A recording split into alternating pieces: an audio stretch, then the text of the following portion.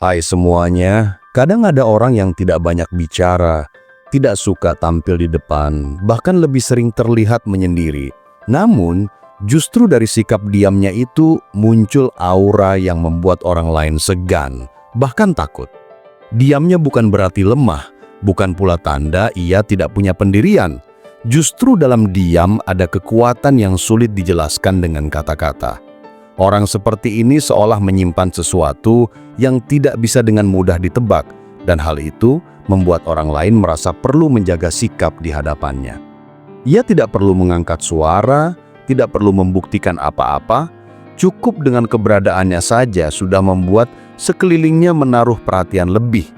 Ketakutan orang bukan selalu karena ancaman yang jelas, tetapi seringkali karena imajinasi mereka sendiri tentang apa yang ada di balik diam itu. Manusia cenderung takut pada sesuatu yang tidak bisa mereka pahami sepenuhnya. Diam yang konsisten, yang tidak goyah meski banyak provokasi, bisa menjadi misteri tersendiri. Dari misteri itu, lahirlah rasa segan, lalu berkembang menjadi ketakutan yang tidak selalu logis, tapi terasa nyata.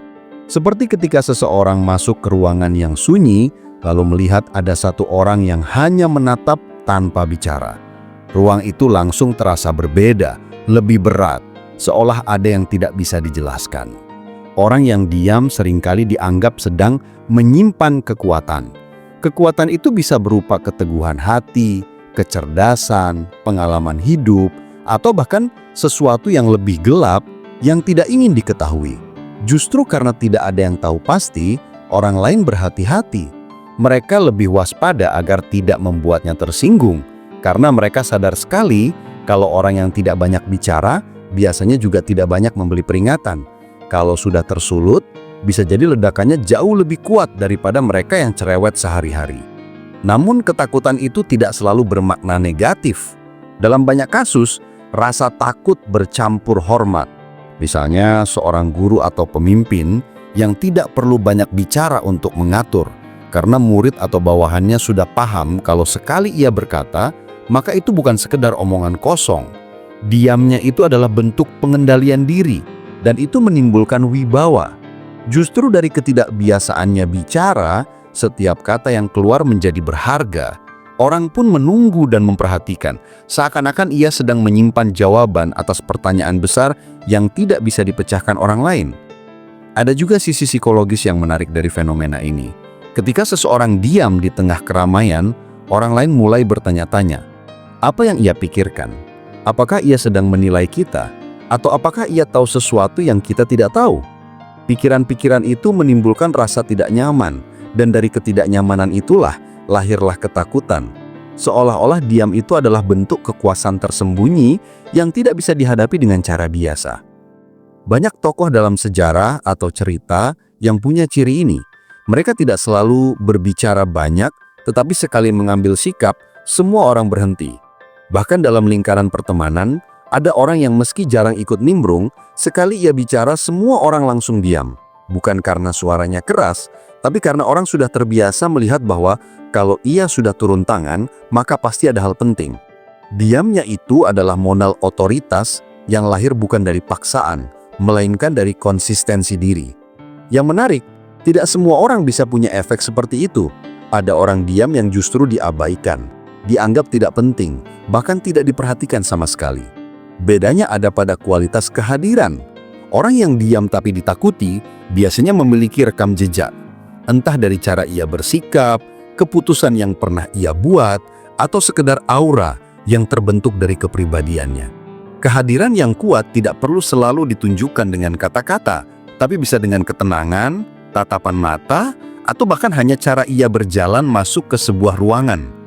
Bagi sebagian orang, memiliki kepribadian seperti ini adalah anugerah. Tidak perlu capek-capek marah untuk dihormati. Tidak perlu banyak ceramah untuk didengar. Justru karena tahu kapan harus bicara dan kapan harus diam, mereka punya nilai lebih.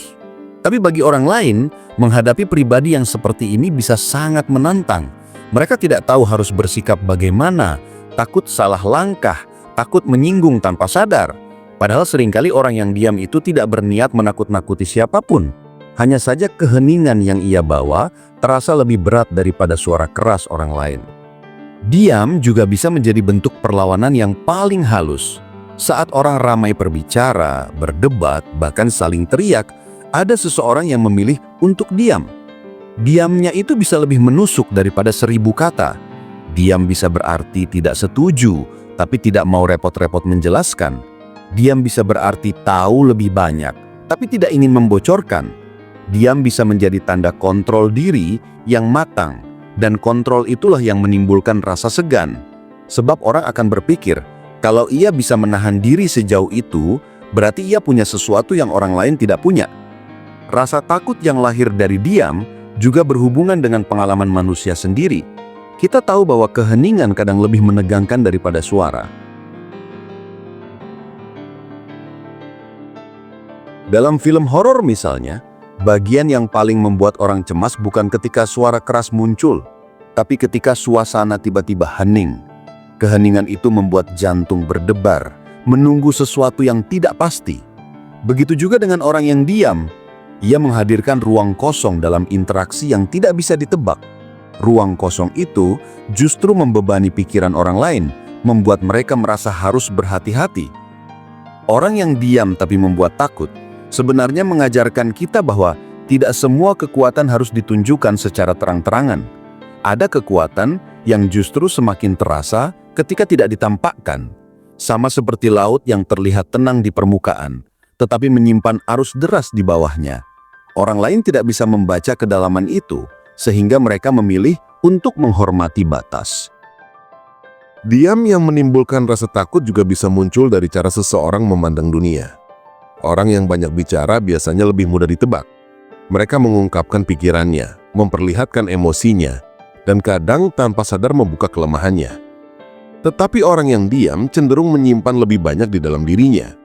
Mereka tidak buru-buru memperlihatkan apa yang ada di kepalanya, sehingga orang lain tidak tahu apakah ia sedang memikirkan sesuatu yang sederhana atau justru merencanakan sesuatu yang besar.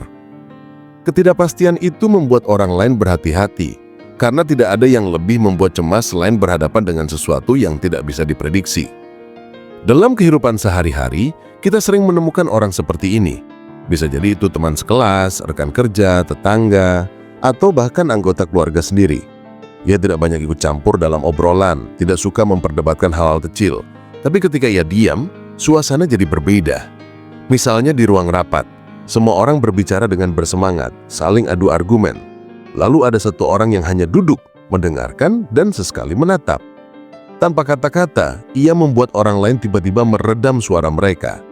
Ada perasaan seperti sedang diawasi, dinilai, atau bahkan dihakimi. Padahal bisa saja orang itu hanya mendengarkan tanpa maksud apapun. Inilah uniknya diam. Ia bisa menciptakan makna yang berbeda-beda tergantung siapa yang menghadapinya. Fenomena ini juga memperlihatkan bahwa komunikasi bukan hanya soal kata-kata. Justru komunikasi nonverbal seringkali lebih kuat dampaknya. Tatapan, ekspresi wajah, bahasa tubuh, dan terutama diam bisa mengirim pesan yang lebih dalam daripada 1000 kalimat. Orang yang tahu cara menggunakan diam biasanya juga tahu kapan saat yang tepat untuk berbicara. Karena itulah sekali ia berbicara, semua orang mendengarkan. Diam menjadi semacam investasi wibawa. Semakin jarang digunakan, semakin berharga ketika akhirnya ditampilkan. Tapi jangan salah, diam bukan berarti pasif. Banyak orang mengira bahwa yang diam tidak punya sikap, padahal bisa jadi justru sebaliknya. Diam seringkali adalah pilihan sadar. Pilihan untuk tidak terjebak dalam hal-hal remeh. Pilihan untuk tidak ikut arus yang tidak jelas. Atau pilihan untuk menyimpan tenaga hingga saat yang benar-benar penting. Dan ketika orang sadar bahwa diam itu adalah hasil kendali, bukan sekedar kelemahan, maka lahirlah rasa segan. Segan itu lama-lama berubah menjadi rasa takut, terutama bagi mereka yang tidak terbiasa menghadapi orang yang begitu tenang. Menariknya, orang yang diam biasanya lebih tajam dalam mengamati. Karena tidak sibuk berbicara, mereka punya ruang untuk memperhatikan detail yang terlewatkan orang lain. Ia bisa memperhatikan nada suara, gerak tubuh, bahkan hal-hal kecil yang dianggap tidak penting. Dari pengamatan itu, ia memiliki pemahaman lebih luas tentang situasi. Dan itulah yang membuat orang takut salah bicara atau salah bertindak di hadapannya. Mereka merasa seolah-olah tidak ada yang bisa disembunyikan dari orang yang diam. Ada kalanya ketakutan itu berkembang menjadi mitos. Orang mulai menganggap bahwa orang yang diam pasti menyimpan sesuatu. Entah kekuatan tersembunyi, rahasia besar, atau bahkan ancaman yang tidak terlihat. Padahal kenyataannya belum tentu demikian. Diam bisa jadi hanya kebiasaan atau sifat bawaan. Tapi karena manusia cenderung mengisi kekosongan dengan imajinasi, maka ruang kosong dalam komunikasi itu sering diisi dengan ketakutan. Orang lebih suka menghadapi musuh yang jelas dibandingkan menghadapi sosok misterius yang tidak bisa ditebak. Dalam banyak cerita, tokoh-tokoh yang disegani sering digambarkan dengan sifat diam. Mereka tidak banyak berbicara, tapi tindakannya tegas. Mereka tidak suka mengumbar janji, tapi sekali melangkah, langkahnya kuat.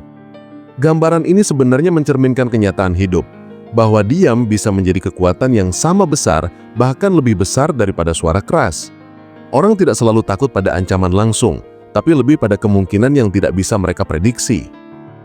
Kalau kita renungkan, sebenarnya ada pelajaran besar dari orang yang diam tapi membuat takut. Pertama, ia menunjukkan bahwa manusia tidak selalu harus bersuara keras untuk didengar. Dunia sering mengajarkan bahwa yang paling keraslah yang menang. Padahal diam yang tepat waktu justru bisa mengalahkan ribuan teriakan. Kedua, ia mengingatkan bahwa kekuatan sejati seringkali tidak terlihat di permukaan.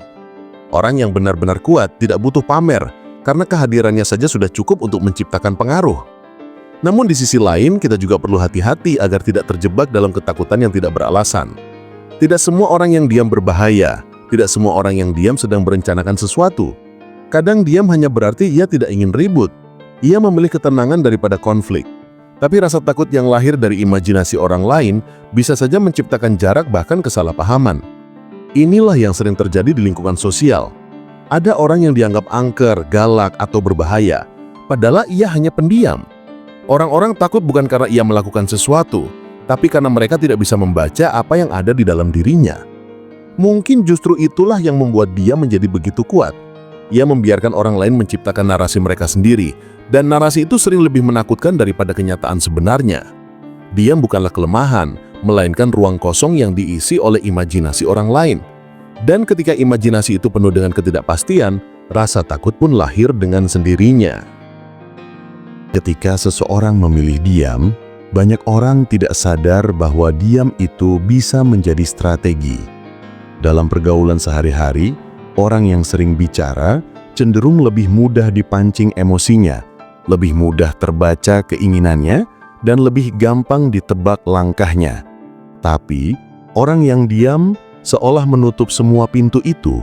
Ia tidak menunjukkan kelemahan, tidak memperlihatkan celah yang bisa dimanfaatkan, dan tidak memberikan informasi tentang apa yang ia rasakan. Justru karena itu, banyak orang merasa tidak aman berhadapan dengannya. Mereka tidak tahu bagaimana harus bersikap, apakah harus ramah, waspada, atau bahkan menjauh. Dia menjadikannya seperti cermin kosong. Orang lain hanya melihat bayangan mereka sendiri ketika berhadapan dengannya, dan seringkali bayangan itu menakutkan. Dalam dunia kerja misalnya, ada karyawan yang tidak banyak bicara, tetapi kehadirannya membuat suasana rapat berubah. Ia tidak ikut berdebat, hanya mendengar, lalu di akhir pertemuan memberikan satu kalimat yang langsung menutup semua argumen.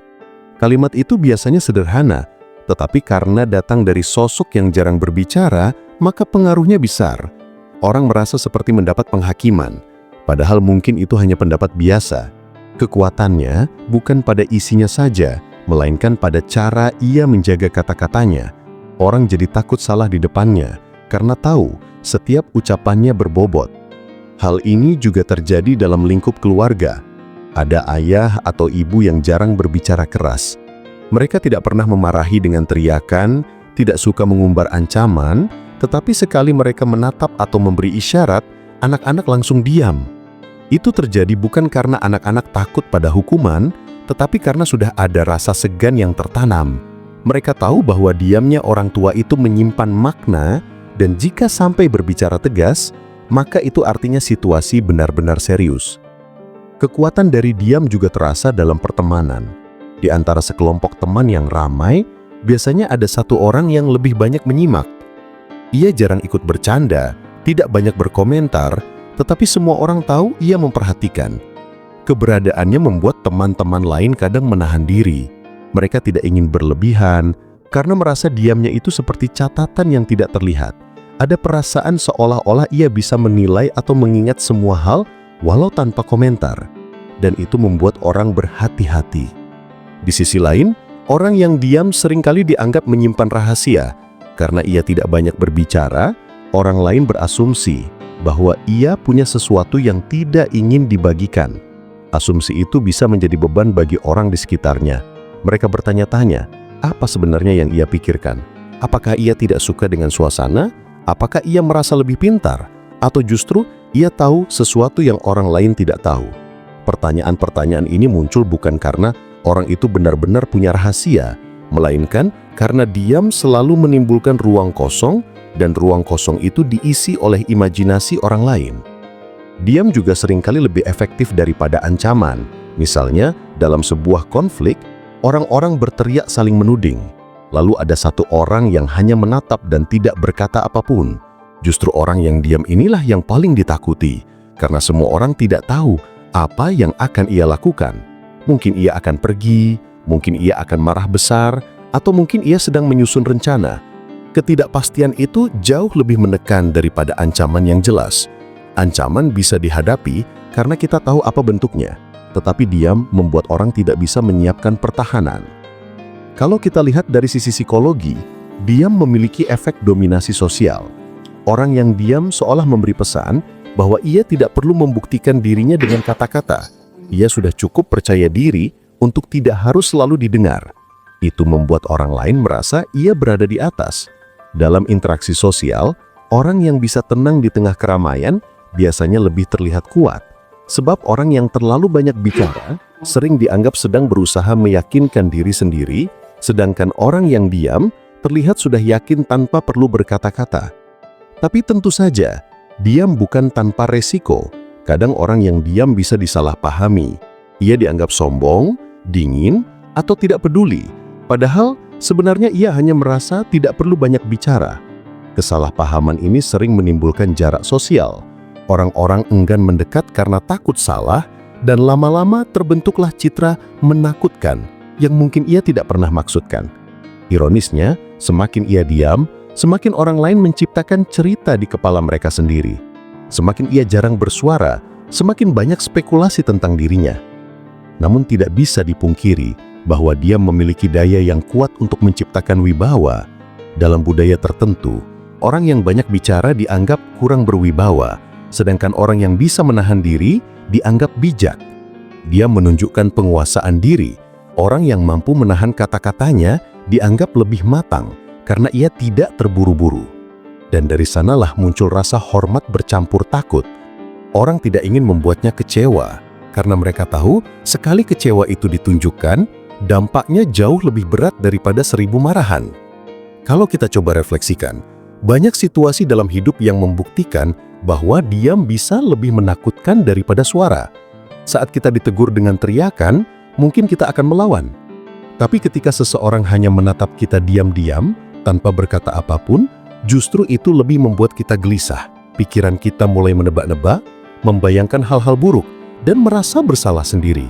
Itu karena dia membuat kita berhadapan dengan diri kita sendiri, bukan hanya dengan orang lain, tetapi juga dengan pikiran kita yang tidak tenang. Ada hal yang sering tidak disadari banyak orang. Ketakutan yang muncul dari diam sebenarnya seringkali lahir dari bayangan kita sendiri. Ketika seseorang tidak berbicara, pikiran kita otomatis bekerja lebih keras untuk mengisi kekosongan itu. Kita bertanya-tanya, apa maksudnya? Apakah ia marah? Apakah ia tidak suka? Atau mungkin ia sedang merencanakan sesuatu? Semakin lama ia diam, semakin liar pula imajinasi kita. Dari imajinasi itulah rasa takut perlahan terbentuk. Padahal bisa saja orang itu hanya sedang tenang, tidak memikirkan apapun yang rumit, atau bahkan sengaja memilih untuk tidak ikut ribut. Tetapi karena manusia cenderung tidak nyaman dengan ketidakpastian, diam berubah menjadi sesuatu yang menekan. Kalau kita lihat dalam hubungan sehari-hari, misalnya antara teman dekat atau pasangan, diam seringkali lebih menusuk daripada kata-kata keras. Ketika seseorang marah dan berteriak, kita tahu ia sedang emosi. Kita tahu batasannya. Tapi ketika ia memilih diam, suasana menjadi lebih mencekam. Tidak ada yang tahu apakah ia benar-benar marah, kecewa, atau sudah tidak peduli lagi. Justru, diam itu sering terasa lebih dingin dan lebih menakutkan daripada teriakan. Seakan-akan dengan diam, ia sedang menahan sesuatu yang jauh lebih besar daripada sekadar emosi sesaat. Bahkan dalam dunia kepemimpinan, diam bisa menjadi senjata yang kuat. Seorang pemimpin yang tidak terburu-buru bicara menunjukkan bahwa ia punya kendali penuh. Ia tidak terjebak dalam tekanan situasi. Ia memilih menunggu, memperhatikan, lalu bertindak pada saat yang tepat. Bawahan atau pengikutnya bisa merasa gugup karena mereka tidak tahu apa yang akan diputuskan. Tapi justru karena itu, keputusan yang akhirnya keluar terasa lebih kuat. Orang-orang segan bukan karena suara kerasnya, melainkan karena tenang dan diamnya yang penuh perhitungan. Diam juga bisa digunakan sebagai bentuk proteksi diri. Dalam pergaulan, ada orang yang sengaja menjaga jarak dengan diam agar tidak dimanfaatkan, tidak diejek, atau tidak dianggap remeh. Mereka tahu bahwa terlalu banyak bicara bisa membuka kelemahan, jadi mereka memilih menutup rapat dengan diam. Dari luar, sikap ini terlihat misterius, dan misteri itu menimbulkan rasa takut. Bukan karena orang itu mengancam, melainkan karena orang lain tidak bisa memegang kendali atasnya. Kalau kita tarik ke hal yang lebih dalam, diam sebenarnya mengandung kekuatan spiritual. Dalam banyak tradisi, keheningan dianggap sebagai jalan menuju kebijaksanaan. Orang yang mampu diam dianggap mampu menahan nafsu, mengendalikan emosi, dan menjaga pikirannya tetap jernih. Seseorang yang hidup dengan cara ini biasanya memancarkan ketenangan yang berbeda dari orang biasa. Ketenangan itu bisa membuat orang lain merasa kecil, bahkan takut, karena mereka merasakan ada sesuatu yang tidak bisa dijelaskan dengan logika. Aura tenang itu seperti energi yang menyelimuti, dan siapapun yang merasakannya tidak bisa berpura-pura biasa saja. Namun diam tidak selalu disukai. Ada orang yang justru merasa tertekan ketika berhadapan dengan sosok pendiam. Mereka lebih suka sesuatu yang jelas. Kalau marah tunjukkan, kalau senang katakan. Tapi dia menahan semua itu sehingga orang lain harus menebak-nebak. Dan penebakan itu bisa melelahkan. Akhirnya banyak orang lebih memilih menjaga jarak daripada salah paham. Dari situlah muncul jarak emosional yang makin memperkuat citra bahwa orang yang diam itu menakutkan. Kalau kita perhatikan, dalam interaksi sosial, kita sering menemui sosok diam yang memiliki wibawa yang berbeda. Di sekolah biasanya ada guru yang jarang bicara, tetapi murid-murid paling takut padanya. Di kantor, ada atasan yang tidak pernah marah besar, tetapi semua orang bekerja ekstra hati-hati saat ia ada. Bahkan di lingkungan keluarga, ada kakek atau nenek yang jarang berbicara panjang, tetapi sekali mereka membuka mulut, semua orang mendengarkan. Fenomena ini membuktikan bahwa diam bukan hanya ketiadaan suara, melainkan bahasa lain yang membawa pesan kuat. Yang membuat orang takut sebenarnya bukan diam itu sendiri, melainkan makna yang mereka ciptakan di balik diam itu. Seperti layar kosong yang bisa diisi dengan apa saja, diam memberi ruang bagi imajinasi orang lain. Dan imajinasi manusia cenderung lebih ekstrim daripada kenyataan. Itu sebabnya diam sering terasa lebih berat, lebih menakutkan dibandingkan kata-kata yang jelas. Diam menjadi kekuatan karena ia memaksa orang lain berhadapan dengan ketidakpastian. Namun, penting juga untuk disadari bahwa tidak semua orang bisa menggunakan diam sebagai kekuatan. Ada orang yang diamnya sekedar pasif, tidak memberi dampak apa-apa. Tapi ada juga orang yang diamnya berisi, penuh kesadaran, sehingga menciptakan wibawa. Perbedaan ini biasanya terlihat dari sikap dan kehadirannya. Orang yang diam dengan penuh kendali akan memancarkan rasa percaya diri, sedangkan orang yang diam karena minder justru akan dianggap lemah. Jadi diam yang menakutkan bukan sekadar karena tidak bicara, melainkan karena keheningan itu berdiri di atas pondasi keteguhan diri. Ada kalanya, diam menjadi semacam cermin yang memaksa orang lain melihat dirinya sendiri. Ketika kita berhadapan dengan seseorang yang diam, kita tidak bisa mendengar jawaban atau reaksi yang jelas. Maka secara otomatis kita mengisi kekosongan itu dengan isi pikiran kita sendiri. Jika kita merasa bersalah, diamnya terasa seperti penilaian. Jika kita merasa minder, diamnya terasa seperti penghinaan. Jika kita merasa marah, diamnya terasa seperti perlawanan. Padahal bisa jadi orang itu hanya tenang, tidak menaruh pikiran khusus pada kita. Tetapi karena pikiran kita sendiri sedang penuh, diam berubah menjadi ancaman. Dalam situasi tertentu, diam juga menjadi senjata paling tajam dalam konflik. Bayangkan dua orang yang sedang bertengkar. Satu pihak berteriak, melontarkan kata-kata pedas, berusaha melukai dengan ucapan. Tetapi pihak yang lain hanya diam, mendengarkan tanpa balasan. Justru yang berteriak itu lama-lama akan kelelahan sendiri.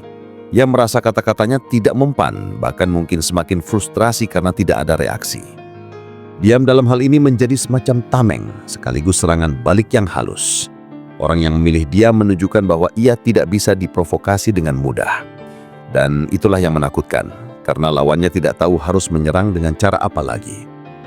Selain itu, diam seringkali memberi kesan bahwa seseorang menyimpan kekuatan tersembunyi. Seperti air tenang yang diyakini dalam pepatah, lebih berbahaya karena menyimpan pusarang di bawahnya.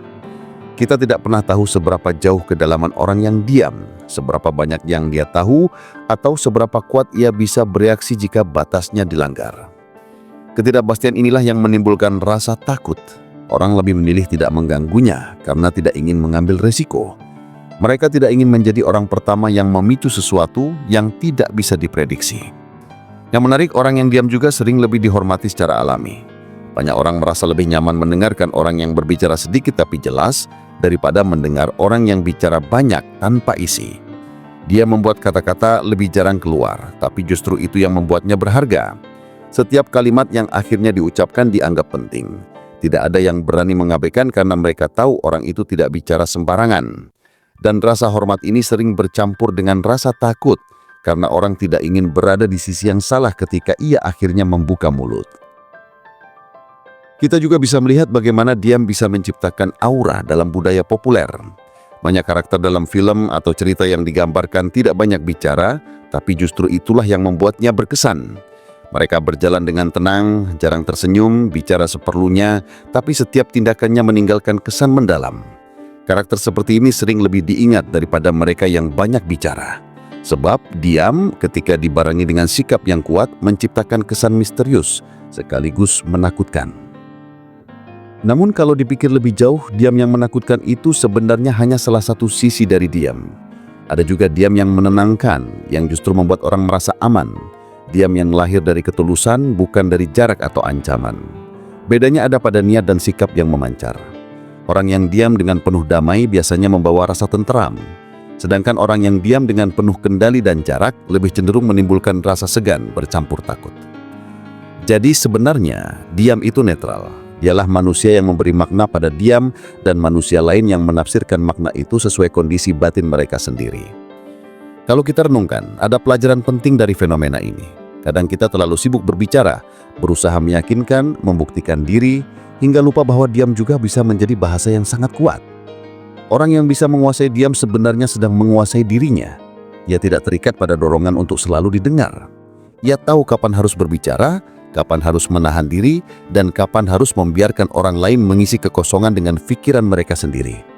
Itulah sebabnya orang seperti ini terlihat berbeda, dan perbedaan itu bisa memunculkan rasa takut sekaligus hormat.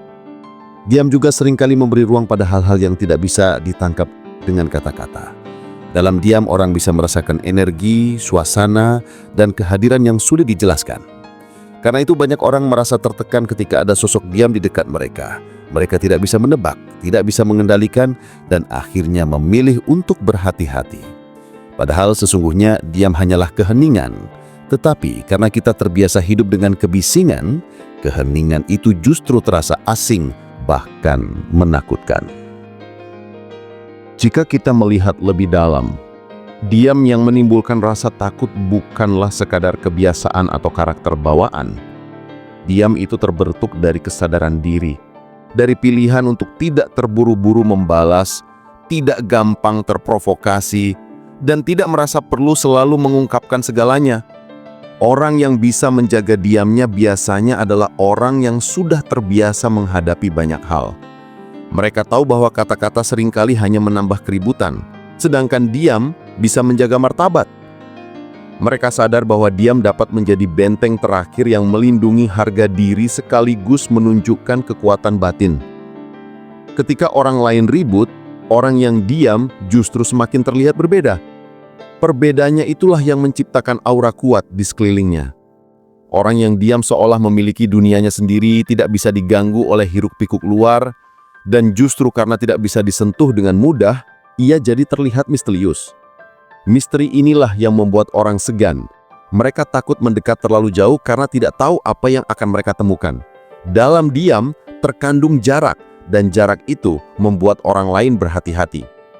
Namun, jangan sampai kita salah memahami. Diam yang menakutkan bukan berarti selalu membawa dampak negatif. Ada kalanya rasa takut itu justru membuat orang menjaga adab, menahan diri dan tidak bertindak semaunya. Diam menjadi pengingat bahwa tidak semua hal bisa ditanggapi dengan emosi. Diam mengajarkan bahwa wibawa sejati tidak butuh banyak suara, melainkan konsistensi sikap. Bahkan, diam bisa menjadi guru karena ia menunjukkan betapa kuatnya seseorang ketika mampu mengendalikan dirinya sendiri. Dalam kehidupan nyata, kita bisa belajar bahwa tidak semua masalah perlu dijawab dengan kata-kata. Ada saatnya kita cukup diam dan membiarkan orang lain merasakan energi dari keteguhan kita. Kita tidak perlu selalu menjelaskan, karena kadang penjelasan hanya akan menambah salah paham. Diam yang tegas bisa lebih jelas daripada ribuan kalimat. Ia memberi ruang bagi orang lain untuk berpikir ulang, merenung, bahkan menyadari kesalahan mereka sendiri. Kekuatan diam juga memberi pelajaran penting tentang kendali diri. Dunia penuh dengan kebisingan, orang berlomba untuk didengar, bersuara keras agar diperhatikan, dan seringkali kehilangan makna karena terlalu banyak kata yang keluar tanpa arah. Di tengah semua itu, orang yang memilih diam justru menjadi berbeda. Ia tidak ikut berebut perhatian, tapi justru mendapatkan perhatian karena diamnya. Diam membuatnya menonjol bukan karena ingin tampil, melainkan karena kehadirannya memaksa orang lain untuk berhenti sejenak. Akhirnya, kita sampai pada satu kesimpulan sederhana. Dia diam, tapi semua takut. Bukan semata-mata karena diam itu sendiri, melainkan karena diam menjadi simbol kekuatan yang tidak terlihat. Diam membuat orang menebak-nebak, menahan diri, bahkan merasa terikat pada wibawa yang tidak diucapkan. Dan dalam hidup, kadang yang tidak diucapkan justru lebih kuat daripada yang diucapkan. Orang yang mampu menguasai diam sebenarnya sudah menguasai dirinya, dan orang yang menguasai dirinya pada akhirnya juga menguasai rasa hormat orang lain. Maka, ketika kita bertemu dengan seseorang yang diamnya membuat takut, cobalah melihat lebih jauh. Bisa jadi ia memang memiliki kekuatan batin yang besar. Bisa jadi ia hanya menjaga jarak agar tidak ikut larut dalam kebisingan, atau bisa jadi ia hanya ingin tenang tanpa perlu banyak penjelasan. Apapun alasannya, satu hal pasti, diam itu bukan kelemahan. Diam adalah kekuatan yang bekerja diam-diam, tapi efeknya bisa mengguncang banyak hal. Dan dari situ kita belajar bahwa tidak selalu yang keras itu kuat. Kadang justru yang tenanglah yang paling menakutkan.